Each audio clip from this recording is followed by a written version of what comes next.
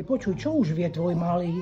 Zatiaľ malú násobilku, ale veľkám vôbec nejde. To je taký zaostalý a koľko má rokov? O chvíľu bude mať rok. No a tvoj? Môj si vie zaviazať šnúrky na topánka a Mendelejovú tabuľku vie len jednu polovicu. Tak to nie je bohvie čo a tuším, on bude mať o chvíľu 2 roky. Ale manuálne je dosť zručný. Vie už poskladať Rubikovú kocku za 20 minút a puzzle zo 6000 kúskov.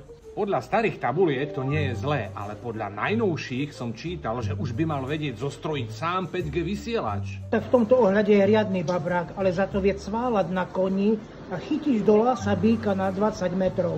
Ty ale ani z môjho nebude bohviaký genius, veď on v klube šachistov v simultánke sotva kedy vyhrá. No ale tá dnešná generácia malých detí je riadne zaostalá. Ja v ich veku už som vedel nájsť cestu do kuchyne. Presne, ako vravíš. Ja v jeho veku som si už dávno vedel na noc opýtať kakávko.